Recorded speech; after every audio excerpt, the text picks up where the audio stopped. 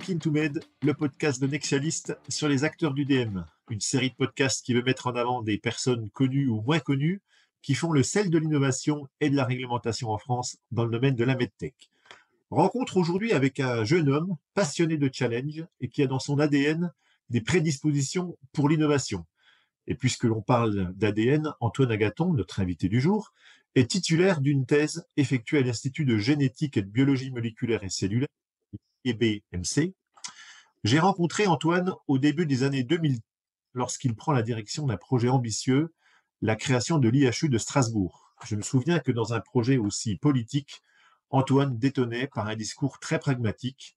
J'ai rapidement apprécié le bonhomme, admiré sa prise de recul, son intelligence et sa capacité à fédérer et à dialoguer avec tous les partenaires de ce projet. Et dans nos échanges personnels, il ne le sait peut-être pas, mais c'est grâce à lui que j'ai découvert l'intérêt d'écouter des podcasts pendant mes longues séances de course à pied. Auparavant, j'écoutais uniquement de la musique et Antoine m'a proposé d'écouter des podcasts. Antoine est lui aussi un runner, il aime les longues distances et pratique la course à pied de manière soutenue. J'ai été ravi de le retrouver au début des années 2020 lorsqu'il s'est rappelé à mon bon souvenir et m'a recontacté dans le cadre de ses nouvelles fonctions au sein des hôpitaux Saint-Joseph et Marie-Lannelongue. Il assure aujourd'hui la fonction de directeur de la recherche, de l'innovation et de la formation. Bref, vous comprendrez facilement que je suis ravi qu'Antoine ait accepté mon invitation dans le cadre de You Talking to Med et d'avoir trouvé un peu de temps dans son agenda pour échanger avec moi. Bonjour Antoine, comment vas-tu ? Bonjour Florent, je vais très bien. Merci pour cette introduction.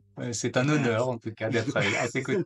Ça me fait plaisir que tu aies accepté cette invitation parce que c'est très sincère tout ce que je t'ai dit. Et oui, tu le sais peut-être pas Antoine, mais quand je parcourir quasiment tous les 2 jours, je pense à toi parce que je mets des podcasts, j'écoute plus de musique en fait, j'écoute des podcasts et je me souviens qu'au début des années 2010, quand tu préparais un semi-marathon à Strasbourg, si je ne me trompe pas, tu m'avais dit que tu courais en écoutant des podcasts et notamment des podcasts. Alors je sais plus quels étaient tes Ouais, thèmes. alors effectivement, j'ai toujours pas arrêté en tout cas cette pratique. Je suis un fan des podcasts de France Inter parce que tu as plein de trucs. Donc en fonction de tes humeurs, de tes intérêts, tu trouves toujours quelque chose à écouter. Ouais, France Inter et France Culture. Ouais. Bref, mais on pourrait échanger là-dessus assez longtemps. Mais moi, ce que j'aimerais, c'est que tu me dises qui tu es, Antoine. Comment tu te qualifies, toi, aujourd'hui ? T'es qui ? Alors donc effectivement comme tu l'as évoqué là, je travaille pour les hôpitaux Saint-Joseph et Marie-Lannelongue, donc en région parisienne. Et donc, je suis responsable des activités de recherche et de formation là pour ces hôpitaux. C'est des hôpitaux privés non lucratifs, donc on est une fondation et ça c'est un élément important que j'aime bien souligner parce que bon, déjà je suis un passionné de l'environnement hospitalier et de travailler au sein d'un hôpital. C'est au-delà de la mission du soin, dans un hôpital, il y a énormément de choses à intégrer, à prendre en compte, donc assez complexe au quotidien, et ça change tous les jours et c'est ça, je trouve, qui en fait un peu le piment, le sel d'un quotidien professionnel. Et le deuxième élément, effectivement, un hôpital privé non lucratif, ça a la souplesse du privé avec un service d'intérêt général et c'est important pour moi. Ouais. Je veux dire que alors donc tu as obtenu ta thèse donc il y a quelques années et tu as jamais eu d'expérience dans le milieu industriel en fait. Si. J'ai jamais eu d'expérience effectivement dans le milieu industriel et j'ai toujours, dans mes différentes expériences, j'étais toujours dans des structures privées non lucratives. Et c'est marrant que tu me poses cette question, parce que j'en ai pris conscience assez récemment Ouais. en regardant un petit peu mon parcours, de me rendre compte effectivement que j'ai navigué d'une structure à l'autre qui était à chaque fois associative, fondation, avec ces rôles un petit peu mixtes entre du public et du privé. Du privé. Et tu serais capable de repartir dans l'industrie là si demain tu avais des opportunités. Non, c'est pas ce qui te plairait. Heu, c'est sûr qu'aujourd'hui, moi, Pose pas de question. comme je te l'évoquais, j'ai une vraie passion pour l'hôpital et travailler au sein de l'hôpital, donc un souhait de continuer à travailler, dans ce milieu-là, ouais, c'est sûr. Après, je dis pas non, Ouais. Mais connaître et découvrir l'industrie et l'entreprise, pourquoi pas, ouais. ouais. Mais concrètement, qu'est-ce que tu fais au sein de donc directeur de l'innovation, de la recherche et de la formation. Pragmatiquement, c'est quoi? Tu fais quoi au sein de cet hôpital? Alors concrètement, donc nos hôpitaux, c'est, 2 hôpitaux qui ont à peu près 900 lits. Il y a 4 000 salariés, donc ça commence à être un hôpital, de grosse taille. On a à peu près toutes les spécialités médicales et chirurgicales là sur notre groupe. Et donc, la première mission de notre équipe, c'est d'accompagner les médecins et les porteurs de projets, pour, formaliser, monter leurs projets et les réaliser, leurs projets de recherche. Donc c'est écrire les protocoles, faire la méthodologie, faire toutes les soumissions réglementaires, toutes les conformités vis-à-vis de la CNIL avec le RGPD et cetera. Et une fois que tout ça c'est monté, c'est soumis, bah, c'est le mettre en œuvre. C'est réaliser le projet. On a 2 grosses typologies de projets. La première, bah, c'est assez normal pour un hôpital.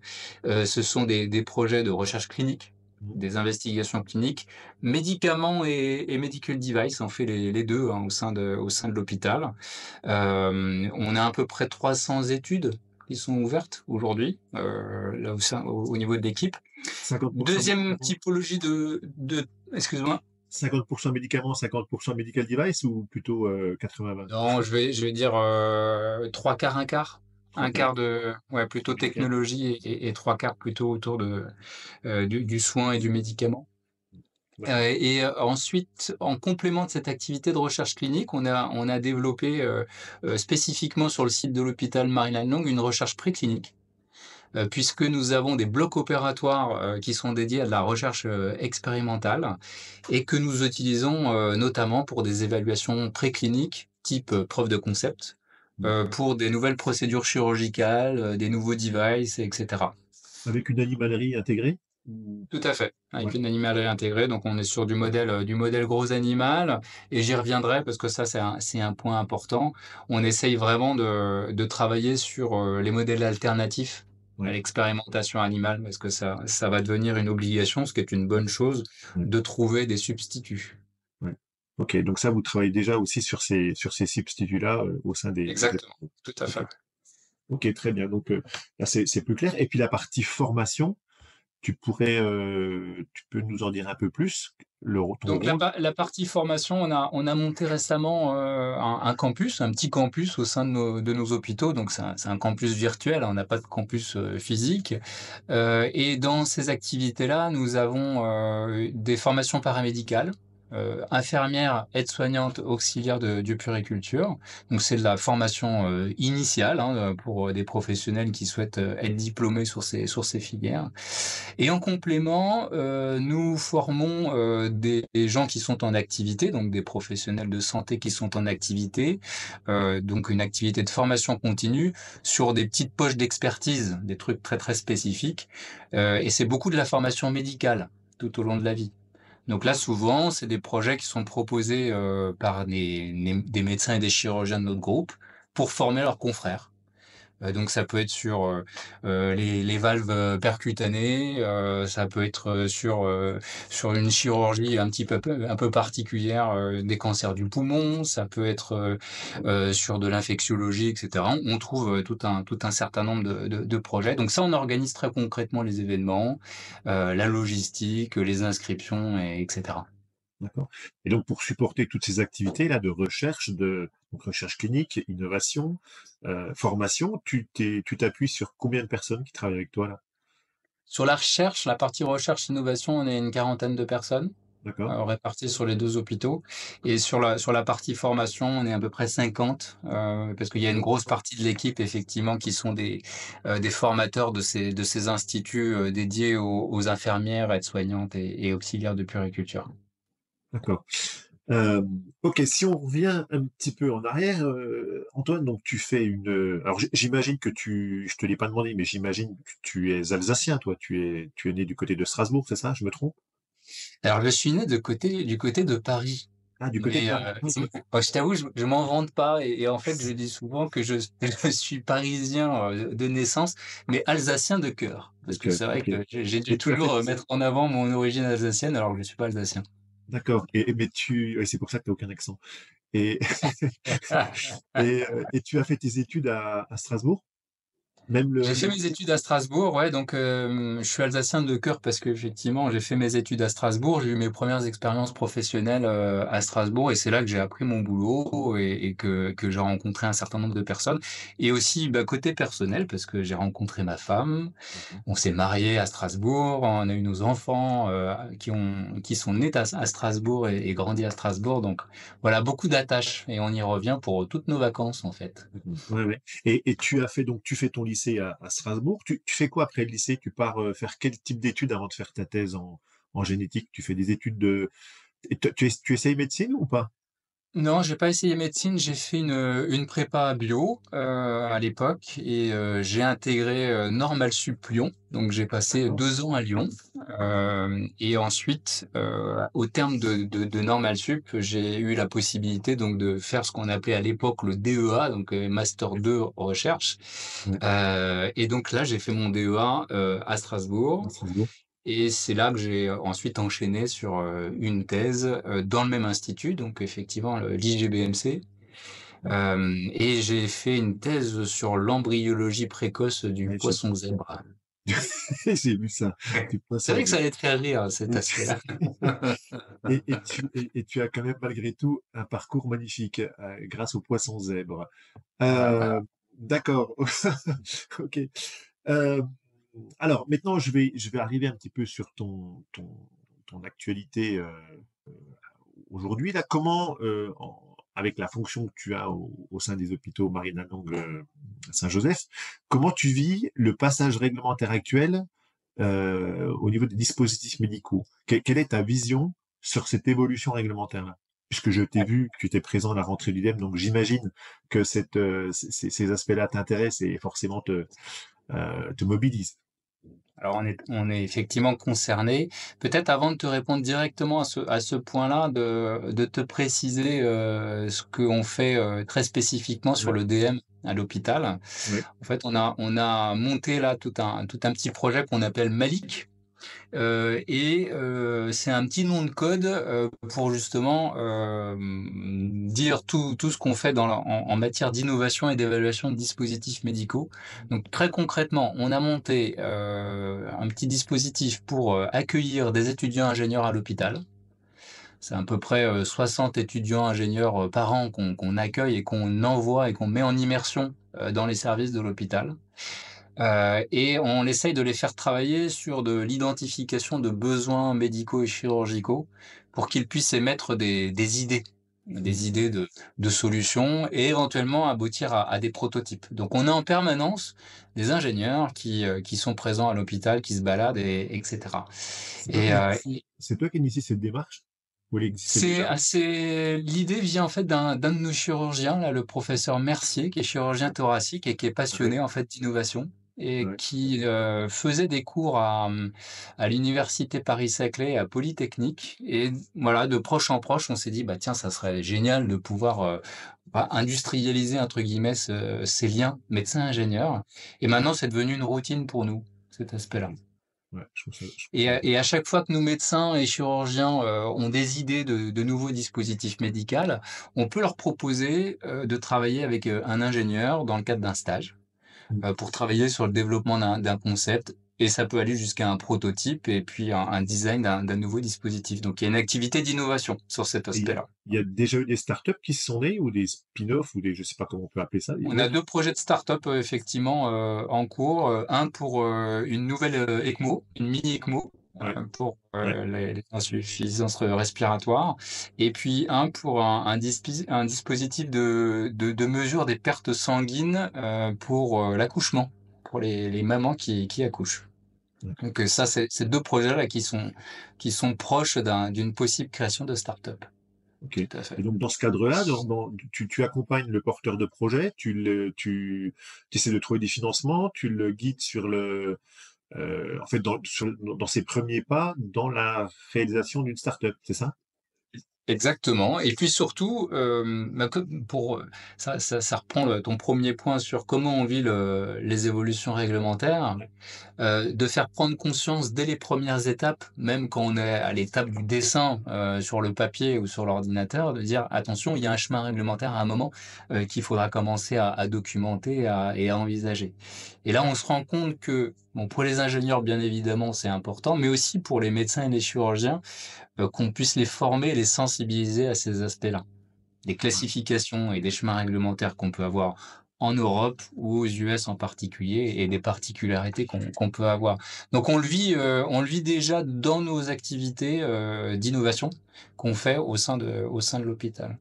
En complément de cette activité un peu d'innovation, on a des services, qu'on propose, d'évaluation, donc préclinique, c'est ce que je t'évoquais, sur modèle animal et d'investigation clinique, dans le cadre d'essais, donc c'est des fabricants qui viennent, nous voir pour, réaliser, soit des évaluations, d'un nouveau dispositif médical et un certain nombre aussi de post-market study, une fois que le produit est sur le marché, de constituer des registres de surveillance, en tout cas de dispositifs médicaux.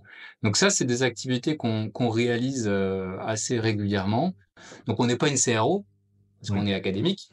Donc on réalise voilà, ces activités un peu de service et d'accompagnement avec nos médecins, les chirurgiens, pour le compte de partenaires.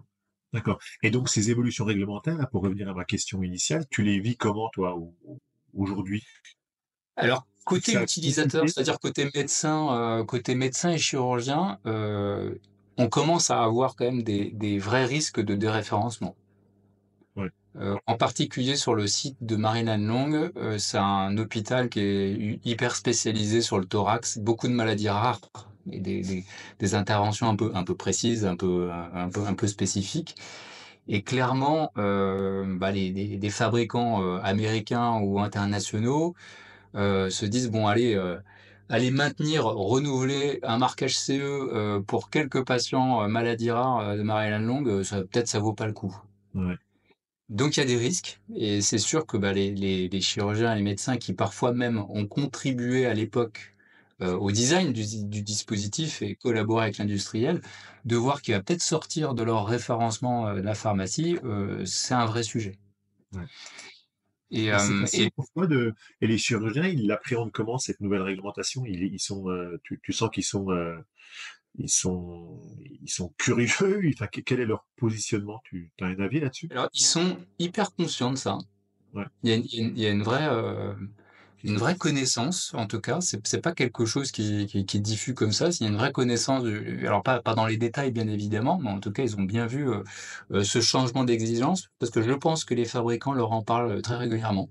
Mm. Donc ils le voient avec ces risques de déréférencement et puis ils le voient aussi sur, les difficultés que peuvent avoir les fabricants, pour obtenir le marquage CE. Et ils voient bien Le gap. la hauteur de la marche, en tout cas, qui a évolué, donc ils l'entendent, ils le voient. Et c'est pour ça que quand on les fait bosser avec les étudiants ingénieurs sur des projets d'innovation, cette dimension réglementaire, presque ils en parlent spontanément. Ouais. Parce qu'ils savent que c'est une réalité, même dans leur quotidien. Ouais. Ok. Merci Antoine. Alors maintenant, on va revenir, on va passer à la séquence plus personnelle. Quelle est, dans ton parcours professionnel, la chose dont tu es le plus fier? Qu'est-ce qui te rend fier dans ton parcours professionnel? Alors j'ai un petit peu réfléchi à ça, et en fait le 1er truc qui m'est venu, c'est avant de commencer à travailler, c'était au moment de ma soutenance de thèse, figure-toi, Ah ouais? pour le poisson zèbre, ouais. En fait, j'ai eu la chance, dans mon jury de thèse d'avoir, une éminente scientifique qui s'appelle Nicole Ledouarin, qui est pas très connue en dehors de l'embryologie et qui est une dame qui était extrêmement connue et reconnue pour l'embryologie des vertébrés et en particulier des embryons de poulet. C'était son modèle, c'était pas le poisson zen, mais c'était ça. Elle a écrit des bouquins, j'étais allé la voir sur plusieurs conférences et donc elle m'avait fait l'honneur d'accepter d'être membre de mon jury. Et bon, elle n'était pas physiquement là le jour J, Ah et ouais? donc elle m'avait écrit tout un petit truc et j'ai eu un petit texte assez élogieux sur mon travail, donc j'ai été hyper fier. Hyper fier. Ah ouais, Euh, bah, je comprends. un souvenir très très fort de ça, tu vois. Ouais. Donc, t'es plus fier d'avoir eu les éloges et les félicitations de cette dame plutôt que finalement d'avoir participé à la création de l'IHU à Strasbourg, quoi, parce que c'est quand même une belle, aussi un beau projet que tu as su mener. Donc, ok. Qu'est-ce qui te rend heureux le matin quand tu te lèves là? Qu'est-ce qui te booste? Qu'est-ce qui te fait te lever? Je suis assez basique dans mes dans ce qui me rend heureux. Bah, c'est de pouvoir utiliser mon vélo pour aller au travail. Ouais. Tu vois, d'avoir cette liberté d'être dehors et puis voilà, d'avoir ce petit sas sur mon vélo, ça c'est génial. C'est une qualité incroyable, ça. Et malgré la neige de ce soir là, tu vas pouvoir rentrer sans problème jusqu'à chez toi là, Bah, ou écoute, ça va être compliqué? ça va être mon challenge de la soirée, ça. Donc, dans la troisième question traditionnelle, quelles sont les personnes qui t'ont influencé? On peut imaginer que la personne dont tu m'as parlé tout à l'heure fait partie de ces gens-là. Y en a-t-il d'autres? Ah oui, j'en ai beaucoup. Alors je t'en ai sélectionné trois. Euh, Ouais, donc Pierre Chambon, qui était le fondateur de cet institut de recherche dans lequel j'ai fait ma thèse, hyper grand scientifique qui en biologie, biologie moléculaire et cellulaire, qui a souvent été cité comme un nobilisable potentiel, qui l'a jamais ouais, été. Et en fait, c'est un des précurseurs pour la création d'instituts de recherche un peu à la mode américaine, avec, euh, avec plein d'équipes pluridisciplinaires, des plateformes, des collaborations publiques-privées.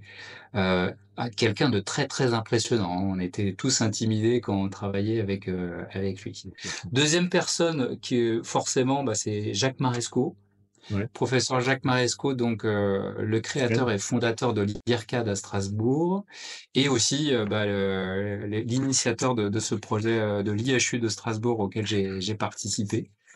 C'est quelqu'un d'assez génial, un entrepreneur incroyable qui au-delà de sa réussite autour de la création de l'IRCAD, qui a le mérite de faire venir plus de 5000, je crois que maintenant c'est 6000 chirurgiens par an, ils viennent se former à Strasbourg.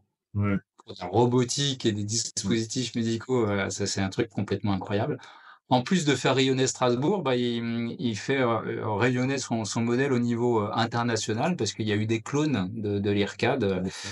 un peu partout dans le monde, à Taïwan, au Brésil, en Afrique, au Moyen-Orient, etc. Donc c'est assez bluffant en tout cas Ouais, ça. Et peut-être la dernière personne qui m'est venue à l'idée spontanément, c'est Catherine Trottmann, ouais, la femme politique, ouais, avec qui j'ai un tout petit peu travaillé à l'époque à Strasbourg. J'ai eu la chance d'un tout petit peu interagir. Une femme politique alsacienne, vraiment humaniste par conviction et européenne convaincue aussi. J'ai beaucoup connu pour ça. mm, Et en fait, c'est quelqu'un qui est hyper simple d'abord. Tu peux vraiment discuter avec elle comme ça, de tout et de rien. Boire une bière sur un bar, là, il n'y a pas de problème. Et elle a impulsé un nombre de choses à Strasbourg qui sont encore une réalité de la ville. C'est fou, hein, le tram, le vélo, les institutions européennes, bien sûr, tous les différents parcs d'innovation, enfin en tout cas cette place de l'innovation et de l'université, enfin c'est des choses auxquelles elle croyait, enfin elle croit toujours, et vraiment une personne très inspirante. Et des passions, qu'est-ce que tu fais? Alors, j'en ai un petit peu parlé, mais je sais que tu cours beaucoup. T'en as cité une énorme passion, c'est effectivement bah, la course à pied, c'est pas très original, hein, beaucoup de gens courent, mais effectivement les courses nature, là, les trails, je trouve ça génialissime parce Quel que est, c'est quel est ton prochain des objectif, courses. ton prochain trail que tu vas faire? Écoute, j'ai deux objectifs. Un objectif dans les Cévennes, là, il y a un trail qui s'appelle le Seven Trail, là, qui est en mars. Et puis après, j'aimerais aussi faire cet été, là, un trail dans les Pyrénées, une petite traversée des Pyrénées. Ah ouais. Et le Seven Trail, il y a combien de kilomètres? Écoute, je crois que c'est 60 ou 70, quelque chose comme ça. Ok, Je sais plus exactement. ok. Mais en tout cas, c'est assez génial parce que c'est des courses où t'es pas forcément stressé ou focalisé sur ton chrono. T'es plutôt dans la course un peu contemplative. Et moi, ma deuxième passion, peut être parfois un peu obsessionnelle, c'est le Ah, bricolage ah et ouais? la Ah rénovation ouais. de maison. J'adore ça. Je pourrais Ok. passer ma vie à courir à rénover des maisons, tu vois, si je pouvais. Ah ouais, d'accord. Putain, t'as de la chance. Moi, c'est vraiment quelque chose où je suis nul. Euh, je suis obligé, mais je suis nul. Le quiz rapide pour terminer cette séquence d'échange avec toi. Est-ce que tu as un film préféré, toi, Antoine? Alors j'ai triché, j'ai eu du mal à choisir, j'ai 2 trucs qui me sont venus à l'esprit. Le premier, c'est un ultra classique, c'est Apocalypse Now. Hmm.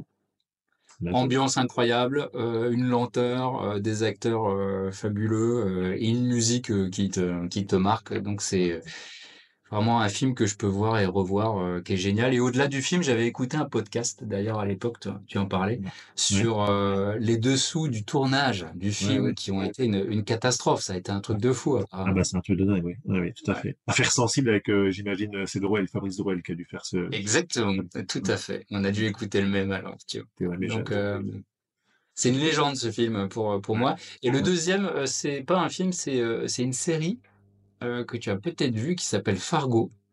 Ouais. Alors j'ai pas vu, Euh, non. J'ai vu le film, mais j'ai pas vu, non. Mais ça fait partie dans ma to watch list, ça. Ouais. Ouais, et ben, écoute, je te recommande chaudement. Donc c'est un hommage au film hein, du même nom, Ouais. effectivement. C'est produit par les frères Cohen, donc c'est pour ça qu'ils ont utilisé le même nom et c'est rigolo. Donc chaque épisode commence par This is based on a true story, alors que c'est pas du tout une histoire vraie. Ouais. Mais t'as quand même le doute au début.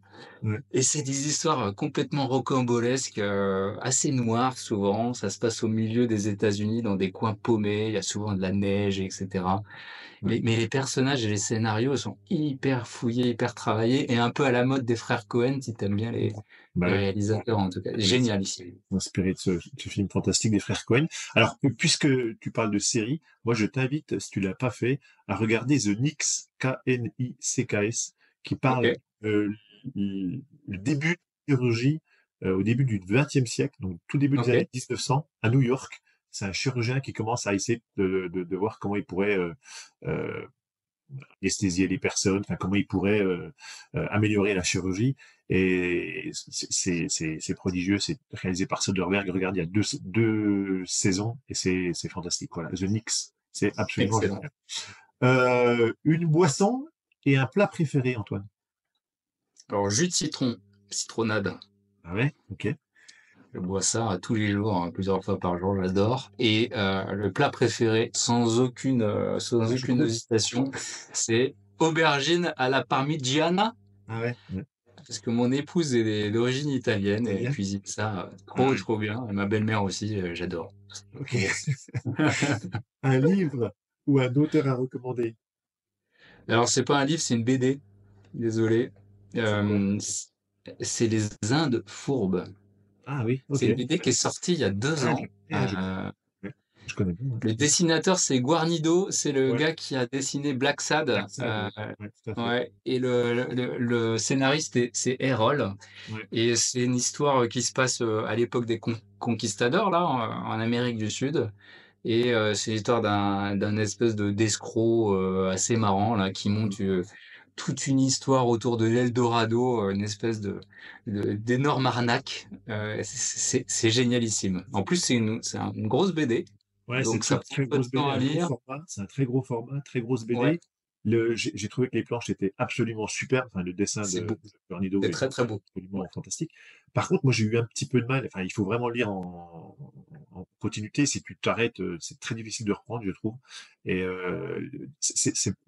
la lecture est pas si simple que ça, quoi. Il faut vraiment Ouais, se ouais, je suis plonger d'accord. Faut dedans. prendre son Mais temps. c'est Ouais, faut prendre son c'est un temps. bel objet, ouais. Mais ça me fait plaisir que tu aies ce genre de choix.